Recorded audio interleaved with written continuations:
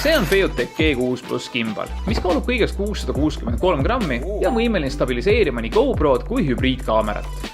Viimaste puhul tuleb meeles pidada, et ei ületataks 800 grammist kaalulimiiti ning jälgida kogu komplekti raskuskeset. Raske ninaga komplekti on tänu lühikesele kelgule võimatu ilma musta maagiat tegemata sirgeks saada. Seade ise toimib laialt levinud 26650 akkude pealt ning üks laadimine annab kuni 9 tundi sujuvat pilti. Seadet tutvustades tuleb mainida ka hinda. 299 €. Skandinaavia suurima kliendirahulu uuringu tulemustes selgub, et kodumaine Volvo peab leppima hõbemedaliga. Kõige enam on oma autovalikuga rahul Subaru omanikud. Omapäradest rääkides alustame kõige olulisemaga. G6 Plus on 3-teljeline videostabilisaator. Kui see tundub veidi hiina keelena, siis sa pole ainuke. Vast kõige lihtsam mõista on vaadata järgnevat joonist. G6 puhul kasutatakse muidugi 3 teljel mootoreid, et pilt võimalikult stabiilsena hoida. Koostöö kvaliteet on väga hea, mida konkreetse tootja puhul ei imesta. Mingi piirini kannatab see seade isegi pritsmeid.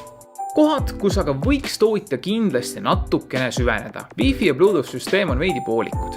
GoPro sai suure vaevaga ühendatud, aga Canoni M50 ei ole G6-le sobiv kaaslane. Proovisime nii heaga kui halvaga. Sama mure on aplikatsiooniga. 2,2 tärni 5 ja märge, et parandati mõned vead. Annab meile mõista, et seal on veel kõvasti arenguruumi ning manuaalid on täis naljakat hübriidkeelt. Ja mõned miinused, mis on seotud pigem kirjanduse ja tarkvaraga, aga ei muuda aparaati kasutuskõlbmatuks. Me oleme tugevalt arvamuse juures, et sellise hinna sisse mahutada selline võimekus, koostöö kvaliteet ja positiivne kasutajakogemus on väärt aplausi. Kaalu seda seadet, kui tunned, et käsitsi filmides ei ole võimalik oma elu enam jagada. Kas sa subscribe nuppu vajutasid? Vajuta. See aitab meil ka edaspidi sisu luua.